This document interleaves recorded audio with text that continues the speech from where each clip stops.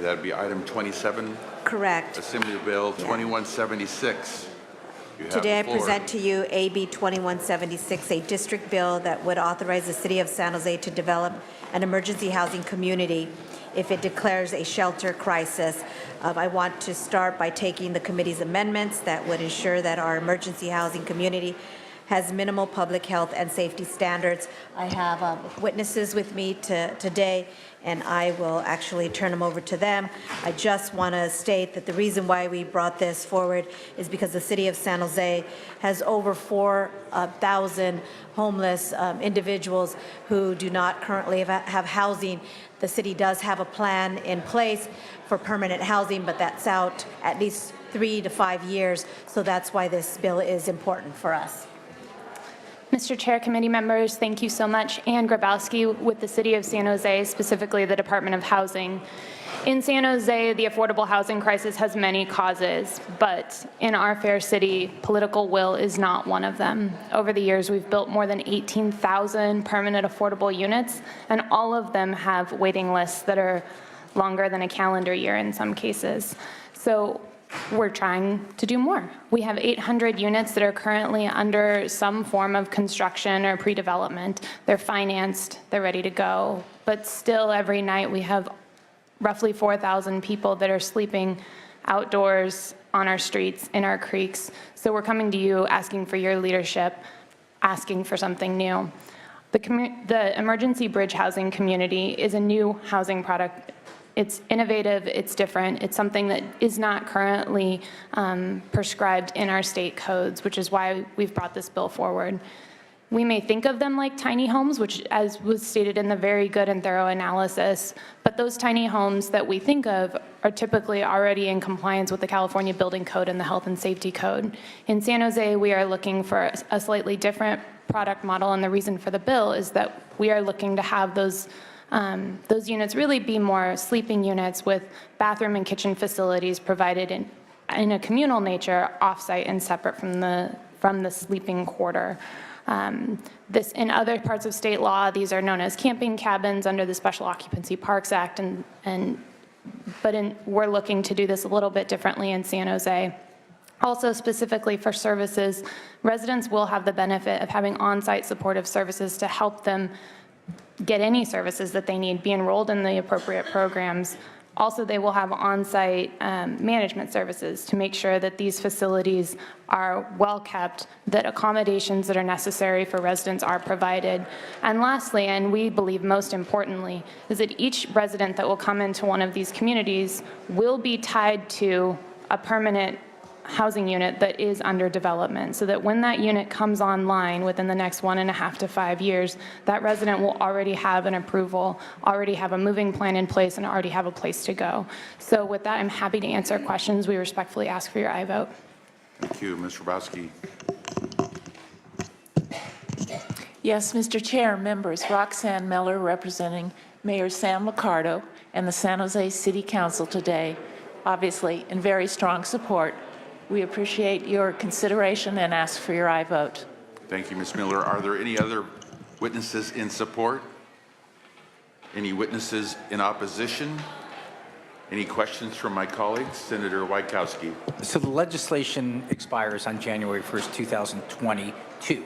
So in 2021, what type of data or what are your goals that you hope to achieve that the city's going to come back to the legislature on this experiment? Sure. So, and it's certainly a pilot program, and we understand that we're going to learn some very important information. It's the first of its kind in the nation.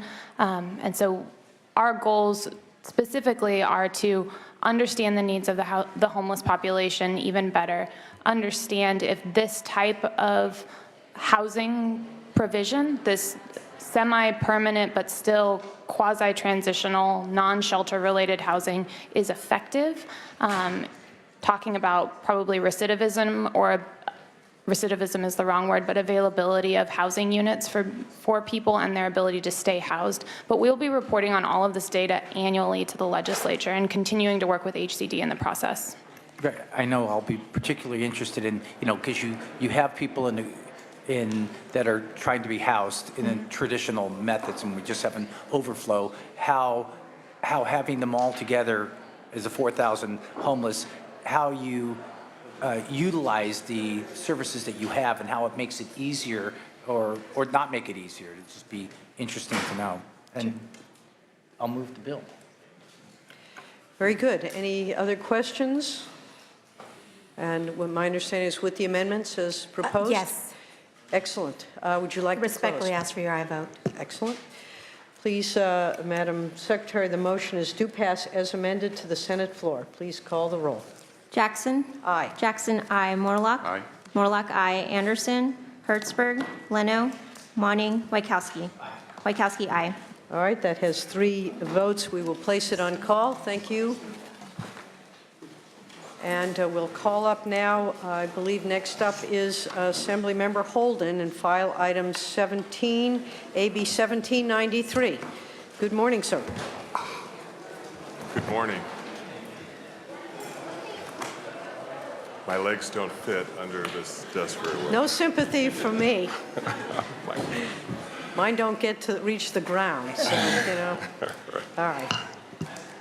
Madam Chair and Senators, I'd like to thank you for the opportunity to present Assembly Bill 1793 and accept the committee's amendments relating to substantial compliance.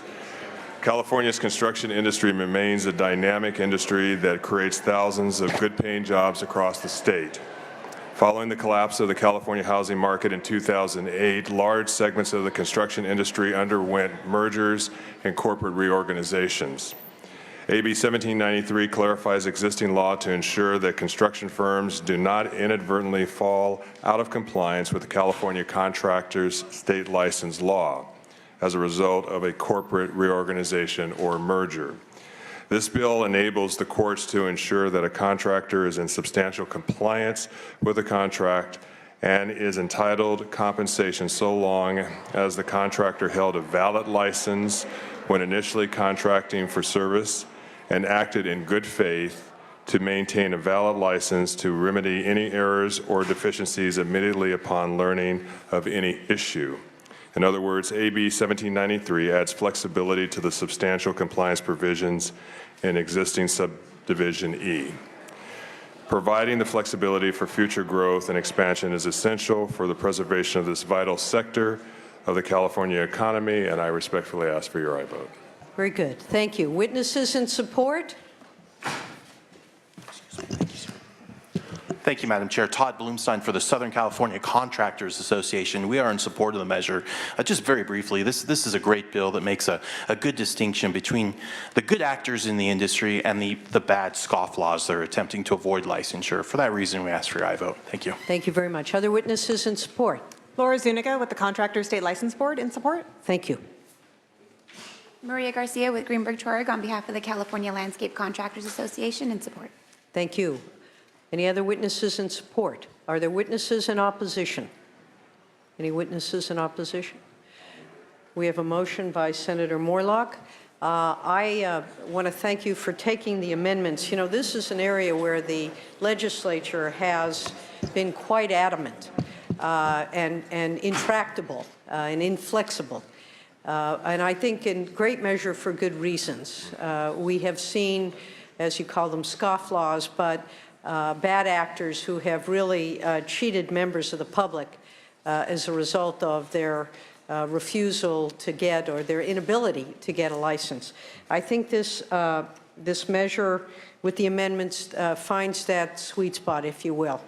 We don't want to encourage any bad actors, but this is an instance where, and out of one particular fairly egregious situation, was unable to get paid for work that it had done because of an inadvertence in its already existing license. So sometimes bad facts make bad law, but I think in this case, we've got it tight enough so that it will address those very rare instances.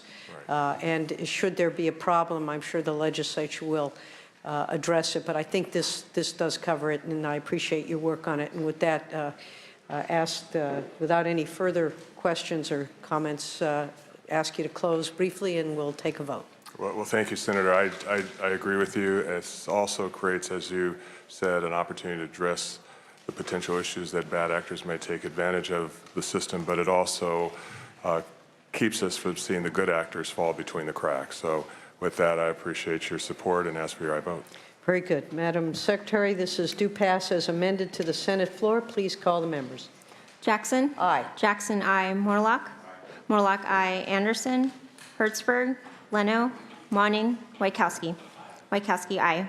You have 3 votes. That bill will be on call. Thank you. Thank you. Thank you, Assemblymember. Next up is file item 21, Assemblymember Irwin. It is AB 1841. Welcome to the committee. Thank you, Senator Jackson and members. I would like to start by accepting the amendments referenced in the analysis. AB 1841 will provide a deadline for creating California's cybersecurity incident response plan. California conducts incident response planning for other types of emergencies such as fires, earthquakes, or public health disasters.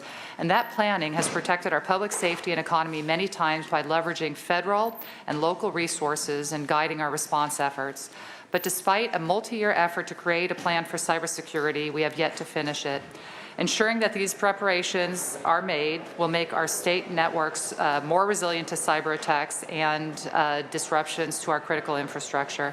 Research and real-world examples have shown that by improving response coordination, recovery time and costs are reduced, and ultimately the damage is limited.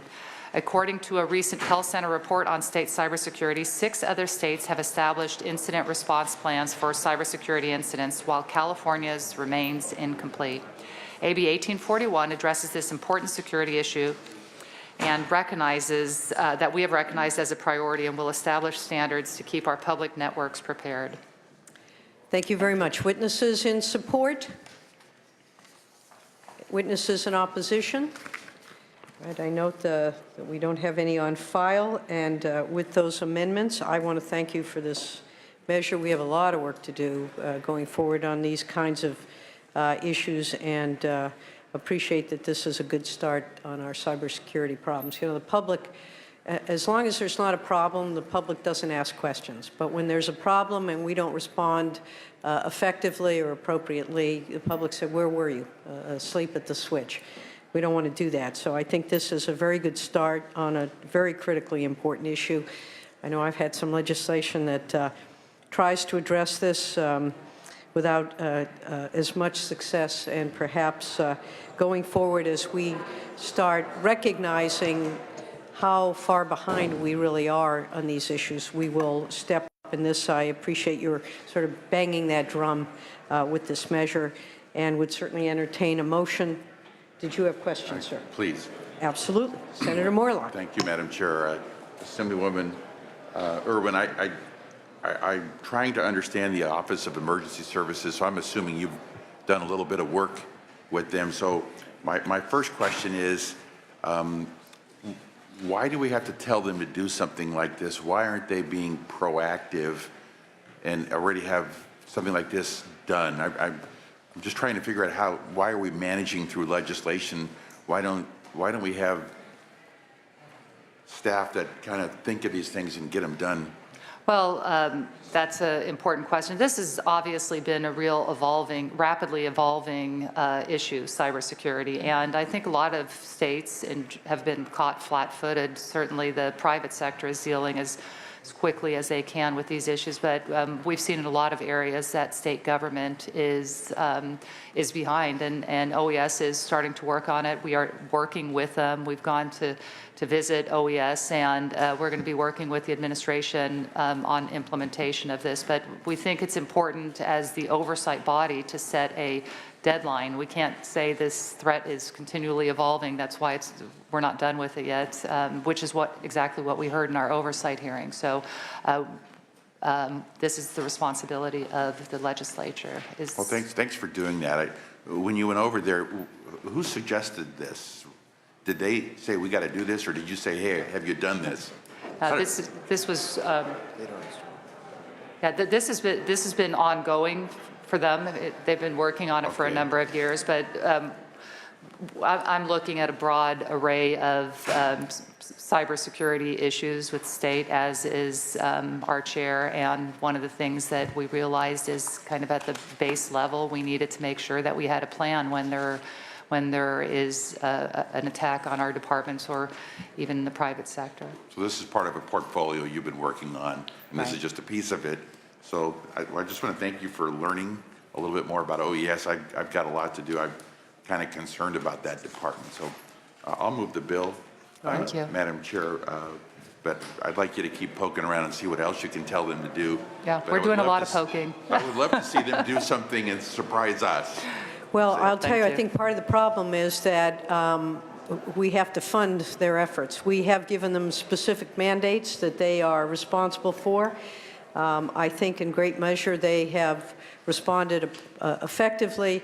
We're now tasking them with more to do. Part of it, they're saying, task us with more to do, but we also have to fund it if we want to make it happen. So So do we have a cost then, an estimate on well, this? that doesn't come before our committee. That goes to appropriations, and I believe this bill is headed to appropriations for a discussion of costs. But when we ask agencies to do more, which is frequently appropriate, certainly when it comes to the internet and technology and cybersecurity, we have to be able to either redirect their existing staff to those other priorities or accommodate these additional priorities and needs with the appropriate staffing. So I think that will be the subject of this discussion, and I, like you, believe OES should be engaged in this effort and expand it into, as we look at the greater technologies and the potential risks and what have you that are associated with these kinds of new, this is 2016 and this is a brave new world. And certainly there is, we've seen the costs, but we're going to be working with the administration. They are going to be using some of their current resources. Sure. There will be additional money put in, but we always look at it at the cost of the breach is much greater than the cost to prepare the plan to deal with the breach and make sure that state government is more resilient. Prevention still is worth a pound of cure. Oh, yeah. An ounce of it. And I would like to be added as a co-author if you make any amendments to the bill. So with that, we have a motion by Senator Morlock to pass to a Senate Appropriations. Please call the roll. The motion is due pass as amended to Senate Appropriations. Jackson? Aye. Jackson, aye. Morlock? Morlock, aye. Anderson? Hertzberg? Leno? Monning? Wachowski? Aye. Wachowski, aye. Thank you very much, Assembly Member. You have 3 votes. We'll place that on call. We need Thank a you fourth very vote. much. Appreciate Very it. good. Thank you.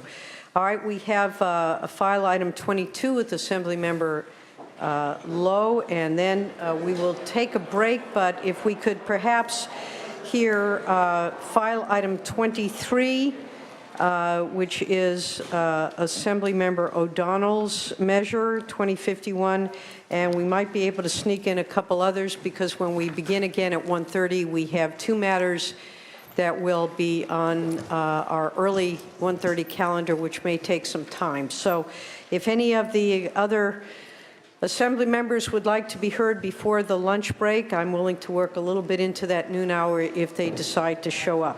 We'll start with Assembly Member Lowe, who has decided to show up before lunch, and I appreciate that. This is file item 22, AB 1887. Good afternoon, or still good morning, rather. Good morning, and Madam Chair, happy Pride. This Assembly Bill 1887 would prohibit and ban state-funded travel to those states that discriminate based on sexual orientation, gender expression, and gender identity. It is to be also noted that this passed the Assembly with bipartisan support with multiple Republican members in support of this. I respectfully ask for a vote and have other witnesses in support. Thank you. Those witnesses in support. Thank you. Good morning, Madam Chair and committee members. Joe Michael for Equality California. We are proud to co-sponsor this bill with the National Center for Lesbian Rights. I will be brief and simply thank the author for bringing this bill forward and thank the committee for the great analysis, which in particular has a portion that talks about how California has been a leader on these issues and how this is really the next step to move things forward for the LGBT community and have California have an opportunity to be part of the conversation that's going on at the national level, some of which is very negative and very damaging for the LGBT community. And this bill gives California an opportunity to have a positive role in moving things forward. So respectfully urge your aye vote. Thank you. Thank you. Other witnesses in support? Yes, Robbie Sumner on behalf of Attorney General Kamala Harris. The Attorney General is eager to be part of this bill. California has had many opportunities to lead or follow in the area of LGBT rights, and we believe that this sends a strong signal to the rest of the country that California will continue to preserve and protect the rights of our LGBT community, and we strongly urge aye vote. Thank you very much. Are there other witnesses in support? Adam Lahedman on behalf of the ACLU of California in support. Thank you. Savina Tacker with the Consumer Attorneys of California in support. Thank you very much. Other witnesses in support? Are there any witnesses in opposition to the measure? Any witnesses in opposition? All right, bringing it back to the dais. Any comments? I'll save my comments on boycotts when we discuss Assemblyman Bloom's bill after lunch. So you have no comments on this? All right, very good. Appreciating that, if my own feeling was if the U.S. Supreme Court would protect the rights of all of its citizens, we wouldn't be here at this moment. Perhaps that day will come, but at this point in time, I think this is an appropriate response. So with that, the chair will entertain a motion. If there is no motion, we will wait until we have more members. If you'd like to close briefly, ask for an aye vote. I ask for your aye vote. Thank you very much, Very Madam good. Chair. Thank you very much. Appreciate it. All right, it is about the noon hour. If there are any other Assembly members who would like to present, we'll wait 2 more minutes. And actually, if we could have a motion on the consent calendar, we can at least get that going. So we do have a motion on the consent calendar. Please call the roll on the consent calendar. Jackson? Aye. Jackson, aye. Morlock? Aye. Morlock, aye. Anderson? Hertzberg? Leno? Monning? Wachowski? All right, the consent calendar has 2 votes. We're going to take a break now until 1:30, at which time we have 2 measures that are set at that time, and we will be in room 112 across the hall. Hopefully it'll be a little quieter. So again, we are just taking a noon break, and we'll be back at 1:30 in room 112.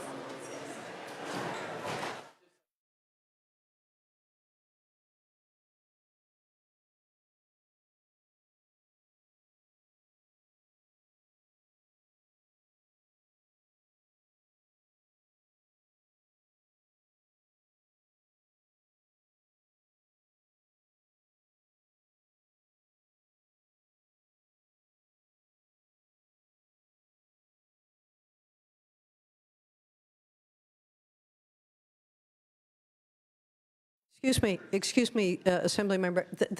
We need the mic up a little bit louder, please. It's hard to hear. It wasn't on at all? Was the mic on?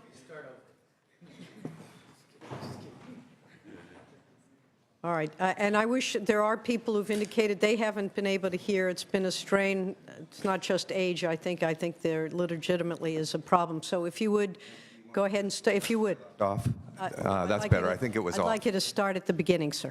All right.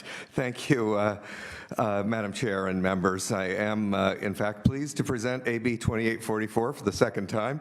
The boycott, divestment, and sanctions movement, or what is commonly known as the BDS movement, is a global effort to demonize and delegitimize the State of Israel, the only democracy in the Middle East, a stalwart ally of the United States, and a critically important trading partner for the state of California.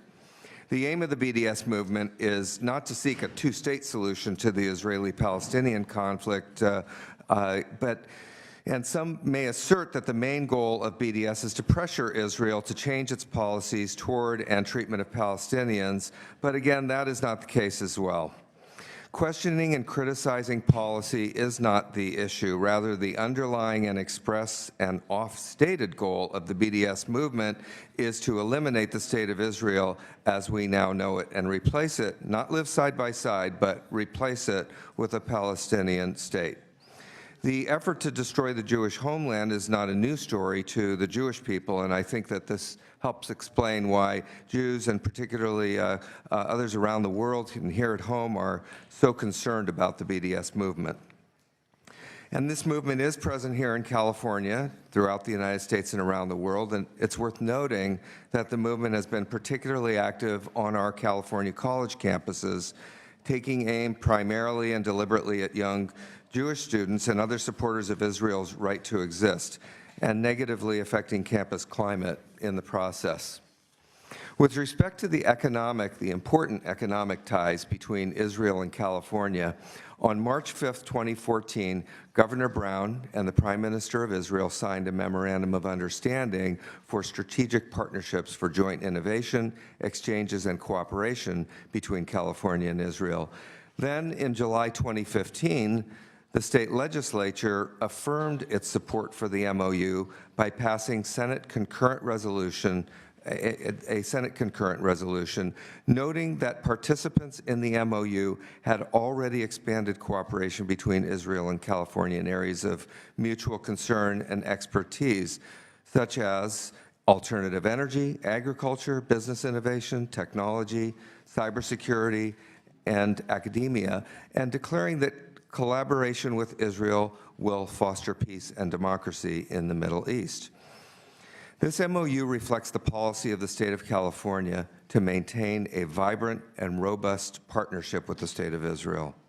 Similarly, reflecting this policy aim, legislation was introduced recently in Congress by Congressman Bob Dole of Illinois and our own former Assembly member and state senator and now Congressman Juan Vargas, called the Combating BDS Act of 2016, also reaffirming the strong bond between the United States and Israel.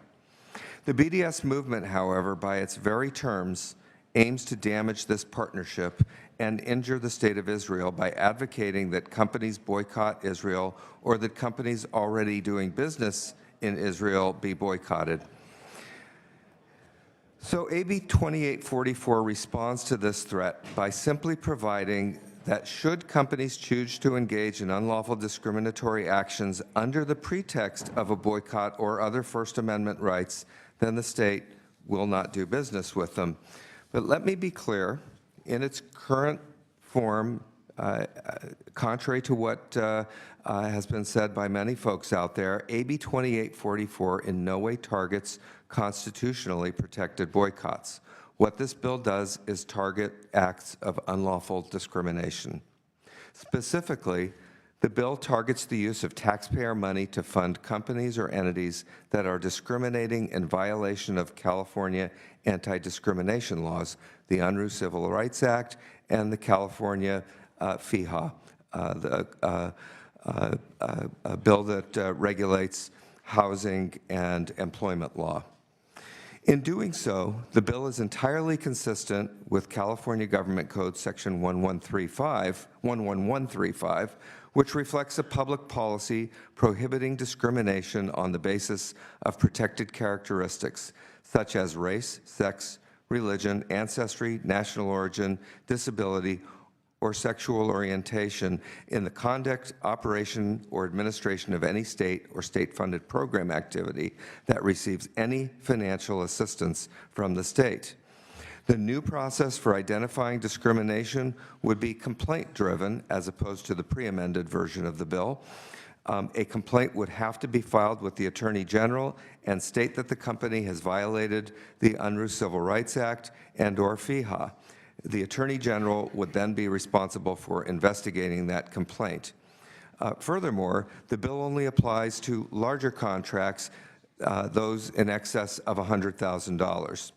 The bottom line of this bill, I would like to make sure everyone understands, the state should not subsidize discrimination in any form, and that is an undercurrent of this legislation.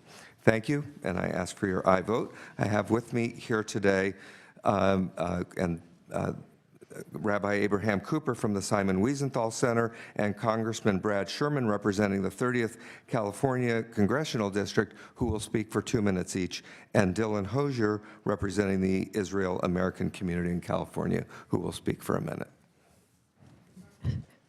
Thank you very much. Rabbi, if you'd like to start. The total is truly going to be 5 minutes, so go. Thank you. Thank you, Senator Jackson, for the opportunity to speak on behalf of AB 2844. Quote, the overwhelming majority of your American Jewish brothers and sisters oppose BDS because it is an effort ultimately to delegitimize the very existence of the State of Israel, unquote. Those were the words of Rabbi Rick Jacobs, the president of the Union for Reform Judaism, speaking last week to the Unitarian Universalist Association 2016 General Assembly. Madam Chair, I was present at the birth of the Israel Apartheid Canard in Durban, South Africa, just days before 9/11, nearly 15 years ago. I was there when a mass anti-Israel rally calling for a boycott of the Jewish state saw the distribution of the debunked protocols of Zion's creed and a large banner proclaiming Hitler was right. This led the police chief of Durban to tell me and other Jewish participants that he couldn't guarantee our safety at this United Nations conference if we walked out onto the street. I'm here today to urge lawmakers to take a stand against the diabolical global campaign against our ally Israel, to stand with our Jewish students and other friends of Israel on California campuses who face intimidation from extreme anti-peace forces, BDSers, who have no interest in helping a single Palestinian, only in getting rid of the Jewish state, who have the audacity to seek a boycott of Israel at a time when California has reached out to the Jewish state for help in addressing our state's water crisis, when California's Silicon Valley utilizes Israeli innovations to improve our daily lives and commerce, when California medical centers use Israeli biomedical advances to treat our fellow Californians. I urge our legislature to defeat the haters and the global anti-Israel campaigners by joining with other U.S. states in rejecting BDS and voting for AB 2844. Thank you. Very much. Congressman?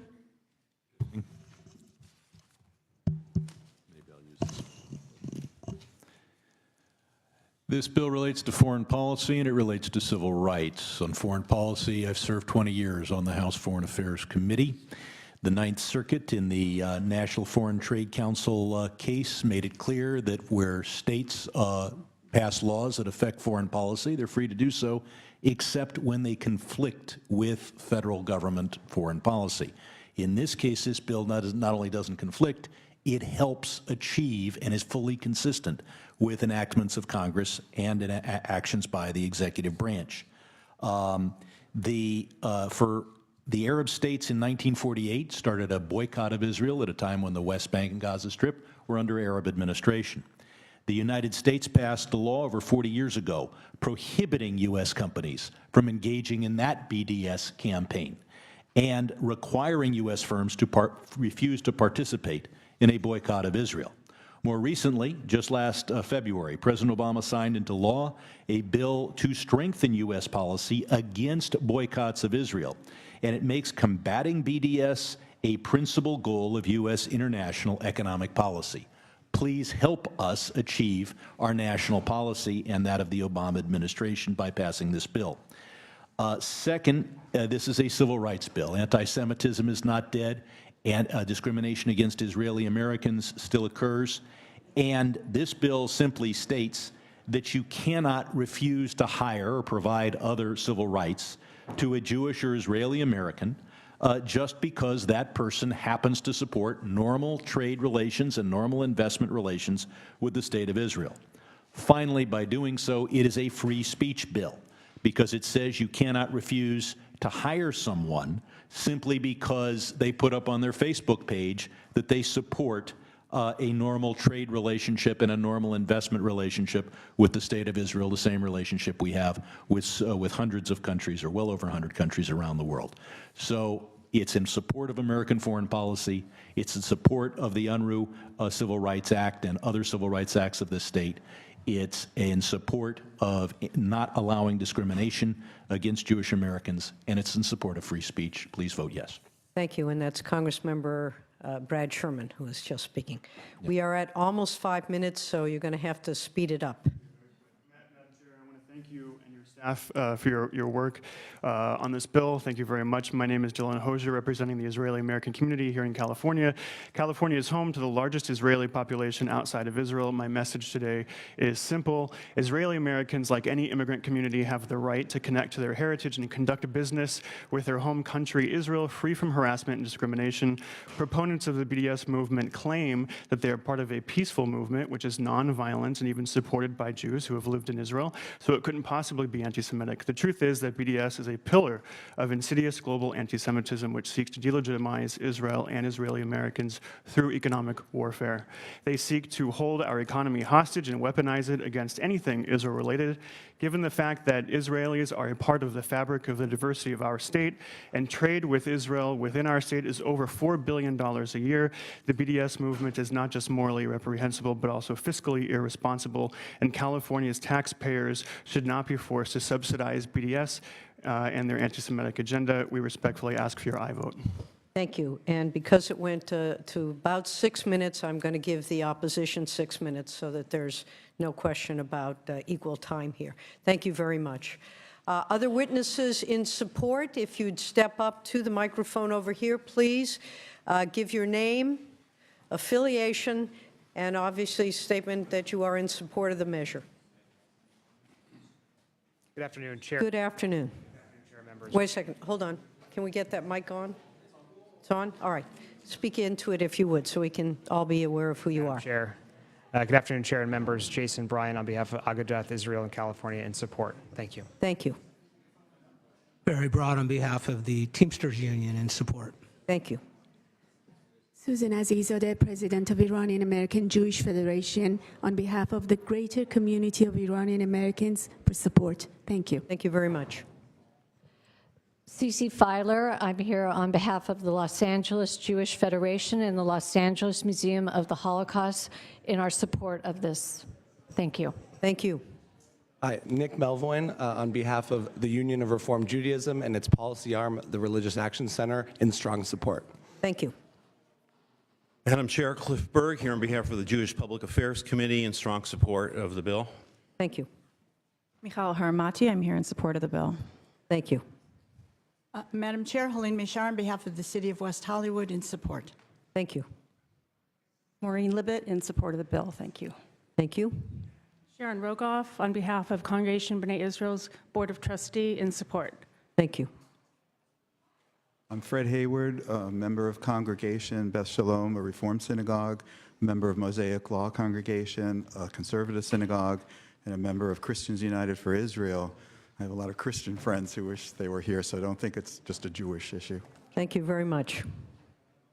My name is Gila Libet, and I'm Israeli. I support the bill from affiliate with all the Israelis that live in this area. Thank you. Ralph Libet on behalf of the Israel Matters Committee of Davis, California, and I'm a member of the Israeli Defense Forces, and I support the bill. Thank you very much. Bruce Palmer, Sacramento Jewish Community Relations Council, in support. Thank you. Theodore Goodwin, I'm a member of Congregation B'nai Israel of Sacramento. I support the bill. Thank you. Ruthie Kaparis with the Jewish Federation of Sacramento Region and from the Stanford University community, and I strongly support this bill.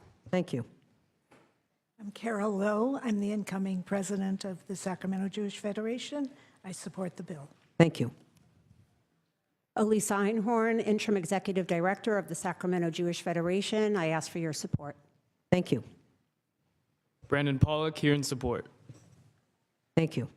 Mara Davidoff, a member of Mosaic Law Congregation, and I'm a teacher by profession, and I ask your support strongly.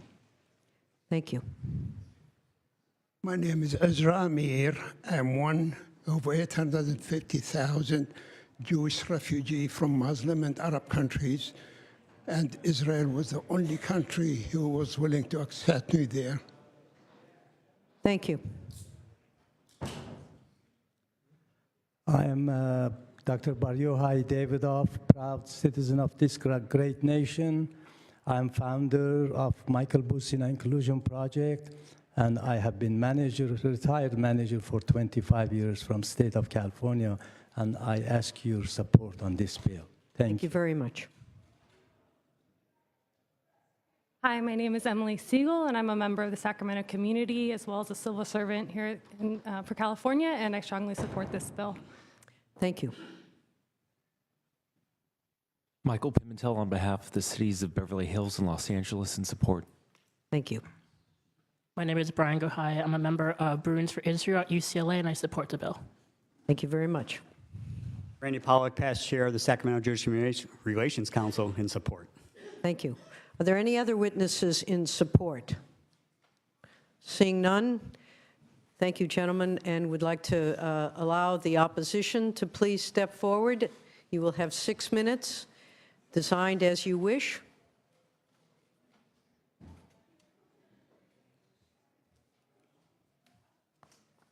Please take a seat.